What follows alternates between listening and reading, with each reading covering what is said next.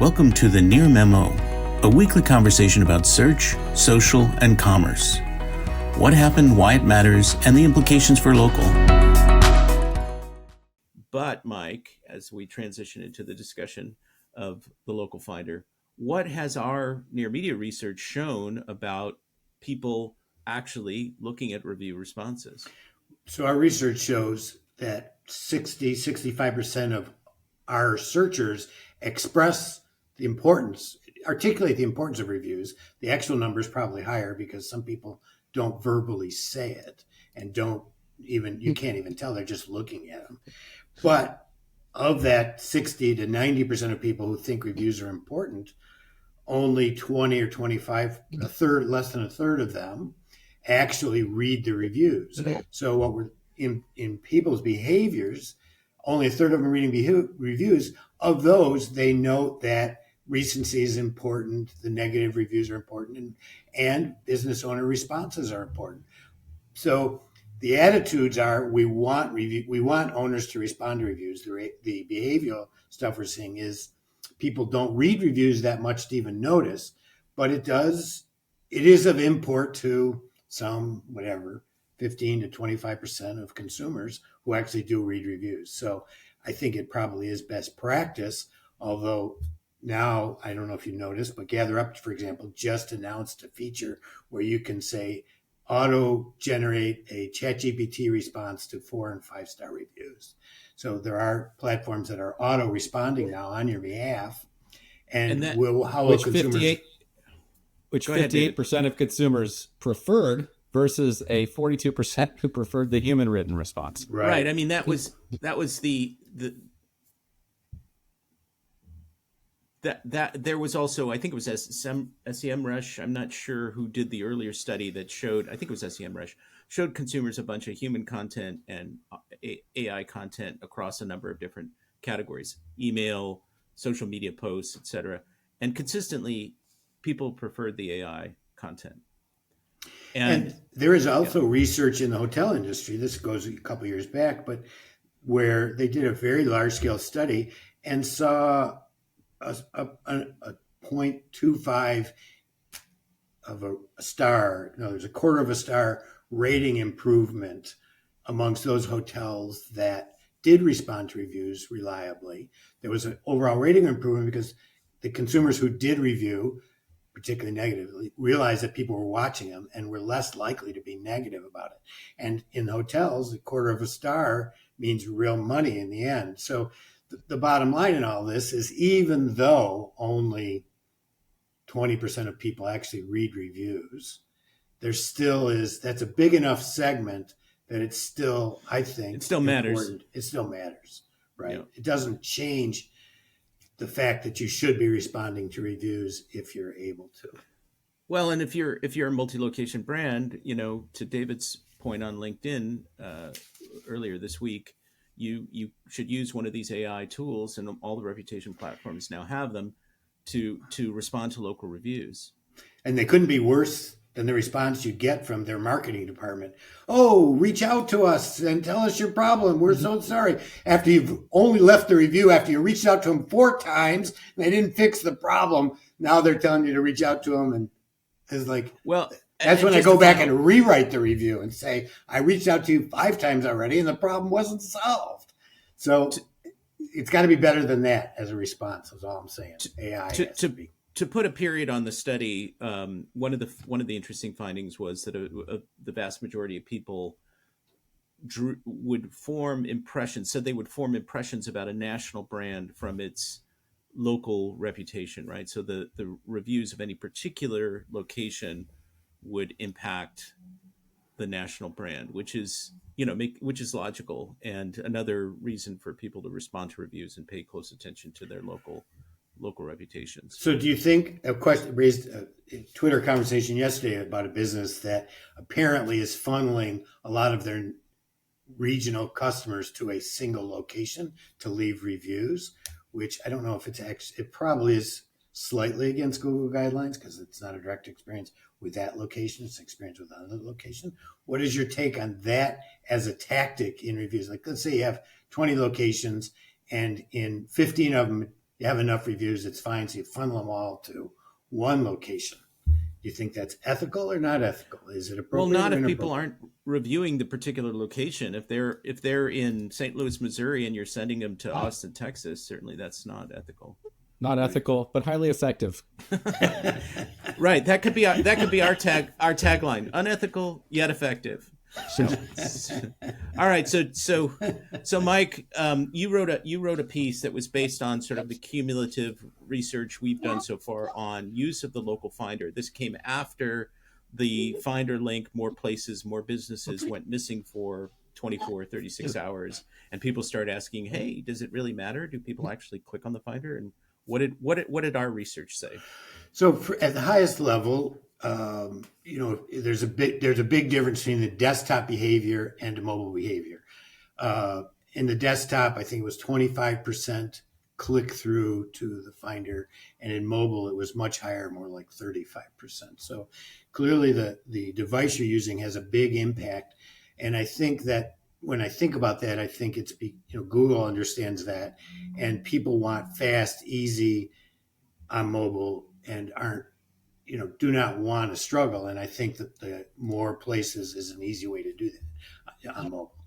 But Yeah, go I ahead. have a slightly different take, which is just okay. in terms of the likelihood of capturing a random click or tap, that the more businesses button is just higher percentage of pixels on the phone than it is on the desktop. And I think it tends to be lost in all of the stuff that's happening in the desktop search much more than it's front and center, basically at the top of every SERP, at least in restaurants. And it's just more likely to get clicked because of that. And I would add just real quickly that on the desktop, it's easy to scroll past the pack and whatever the forms, and then you get to the organic results. And so there's a bunch of stuff for you to choose from there. On the phone, you've got the ads, the pack, and then more businesses, and you have to go below the fold to get to organic. And so it just makes sense that you would, for more information, you'd click the Finder link and, go into that experience. So there is a distinct difference desktop to mobile, but where we saw the bigger differences was by vertical.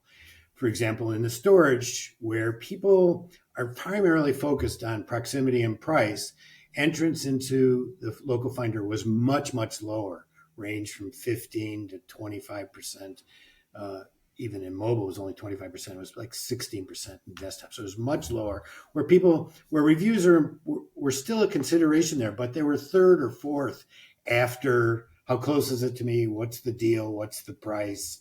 Are they near a bar? And if, then reputation was like a way to eliminate. That's an important consideration. It was one of the considerations. Oh, it looks like an okay neighborhood, or you need a beer after you unload your truck. Or storage there was unit. a liquor Speaking store. from personal experience. It was mentioned actually in some of our research. So there's this hierarchy of needs where in that situation, reviews become just a way to decide between three places that have roughly the same deals and are equally proximal. But then as you moved into, say, legal, where people were more likely to go into organic, they really wanted a gestalt of the business and were more likely to visit, spent more time on the website looking at the types of cases they did because it was a more life impactful decision. And again, reviews were important there, but they weren't primary.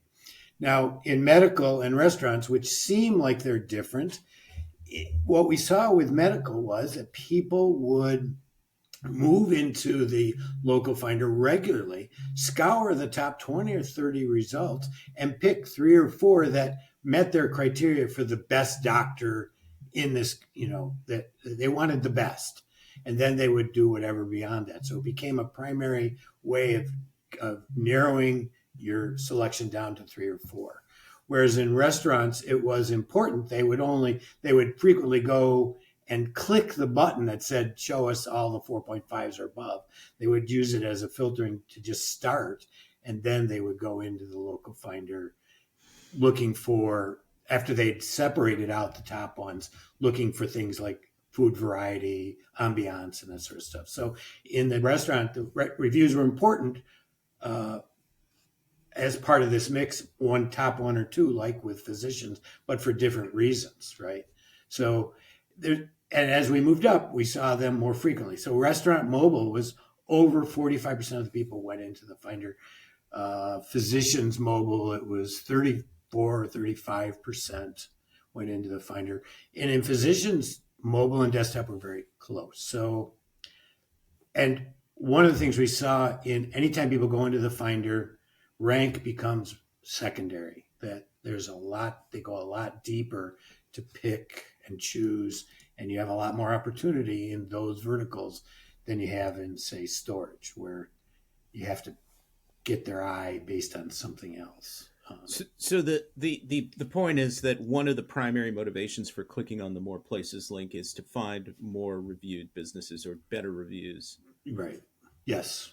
But not the exclusive. It's not exclusive, but it's entry in, right? Whereas in storage, it's entry out. I mean, it's a way to exclude people, are the reviews. Whereas in restaurants and physicians, it's like they only want to start with the top reviewed places. They didn't have other, as a primary picking point. So I think it's important that people understand how the vertical you're in is going to dictate the searcher need, their sense of what's important, their priorities, and what they organize as first, second, and third. And it's going to create opportunities, more opportunities if you're in one of these that like physicians or restaurants where reviews and how you look and your pictures make a big difference. Or if you're in legal, where a website seems to make a big difference. Right. So you need to understand how people are behaving in your vertical. And that's the problem with the review survey is it's looking at it in aggregate, not in specifics. It's looking at it from an attitudinal point of view and not from a behavioral point of view. I think they do have some vertical information in there, but it is attitudinal, which is directional. Right. Is always directional. But I mean, what the picture that's emerged from our research is that there's a kind of complicated interplay between a number of different key variables that shift in their weight and emphasis by vertical. Right. And that's kind of at the highest level what we can say, I think. Right. And I think I'm not sure these are the four, but in my mind they're the four. Life impact, in other words, how serious is this decision? Reputation, reviews, and other indicators. Proximity, and price. Sometimes price. Yes. And price, well, in the case of storage, price was the first. Price and deals was the first thing, right? So price is there. And it probably even enters into other things, right? If you're picking between three high-end restaurants, you may go for $2 signs instead of $3 just because you're more comfortable with it. So they all play a role, but not as big a one in every search. So it's three-dimensional model of behavior. The other big takeaway for me is from all these categories. I totally agree. You shouldn't aggregate, and it speaks to the importance of doing this research in every vertical. So Near Media is accepting new clients depending on what vertical you're in. But across the board, I would say for me anyway, that the number of people clicking into the local finder was higher than I would have guessed. I think that as broadly speaking, I think SEOs are kind of fixated on ranking in the 3-pack. And yes, that's true, more true in certain categories, but that the opportunity of sort of mid-tail kind of 4 through 10 clicks in the Finder is pretty substantial in most categories, even in ones you wouldn't necessarily expect, like restaurants. Right. And in some verticals, that's true with organic as well, right? We saw that in employment law. 4 through 10 did really well, right? Because people wanted multiple choices to pick from, and they were going to pick 3 or 4 from the organic as opposed to picking 3 or 4. So, I mean, and that's the other reality is that people want choice. They're going to pick 3 or 4. They're not going to pick, if it's an important decision, they're not going to use 3 as a satisfactory number. They want more. So they may go to the Finder organic. Right. So the idea, I think the SEO conventional wisdom is you need to be the one based on your ranking. But I think, in fact, you need to be in the consideration set, which may be smaller or larger depending on the vertical. And then people will often go offline and communicate with the business and as a follow-up. So if you're in the consideration set, you're in a strong position, and that requires certain kinds of things, including a certain volume of reviews and a certain star rating, which according to the Bright Local survey and other surveys that we've seen and done, is basically 4 stars. That's basically the floor now for people. Although And- we're seeing Yeah, the and- floor is higher. Well, much higher depending on your category, right? It was Right. well, I said 4.8, 4.9 you're not going to get in medical. yeah, you're not going to Yeah. get chosen. I mean, it depends on what your competitors are doing too, right? And you need to understand how your competitors are rated. But I mean, what the survey data says is that somebody who's below 4.0 is just not going to be considered at all. Right. The other thing that I think is an interesting question that maybe we could answer someday is how big is the consideration group, and does it change much from vertical to vertical? Yes, Most people want 3 or 4 choices to pick from, right? And it doesn't seem to matter whether you're in a restaurant or lawyers or doctors. Well, it They becomes want the overwhelming. few choices. Yeah. So they narrow it down. They look for quick ways to get to 3 or 4 and then make a choice. I mean, when we were looking for, financial advisors some time ago, and I started out looking on Google and Yelp, and then I ultimately went to a email list that I'm on and said, "Hey, give me a personal recommendation," and I got like 8 or 10 of them, and that was too many. That was just too many for me to deal with. Right. I couldn't have conversations with 10 different people, so I narrowed it down partly through looking at reviews after the fact. To about 5, and I talked to 5, and then we made our choice after that. But you're right. This is too. People want this is why I say all the information that Google is providing, the millions and millions of results, are now sort of irrelevant. I mean, people want the best 3, 4 product recommendations, service recommendations, and everything else is kind of noise. Right. Just too much information. It's a cognitive limit, I think. I think it's very real. Cognitive load. Well, it's very real. I think that people need to simplify, and they use various mnemonics and shortcuts to do it. And I think that's true with reviews. That's why people don't read reviews. Yes, exactly. Because reading reviews now takes too much effort and energy. I would have thought that people would consider 1-star reviews, go filter by negative worst review and look at a couple of the negative reviews. That's way down the list on the review attributes, or how I choose, what I look at in the Bright Local survey. I was surprised by that finding. I mean, we saw recency as being one of the more critical things in our behavior research. And that's that's what Bright Local says too. Right. And recency is one of the top considerations. All right, we should end this. We've had a long. Well, we could keep going for another hour. What? We could, but the cognitive load that people would suffer as a result of listening to us for that long would be too much. It would be. So I think next week we have Cyrus Shepard, who's going to be joining us, and he's going to be talking about some really interesting stuff, his experience as a quality rater, his recent research on on-page ranking signals, and general thoughts about sort of the state of SEO and Google and where it's going. So that's going to be a really fun and interesting discussion, and that'll be coming up next week. So be sure to join us for that. Thanks for joining David, Mike, and Greg. To stay on top of the latest developments in local, subscribe to our newsletter at nearmedia.co. We'll see you next week.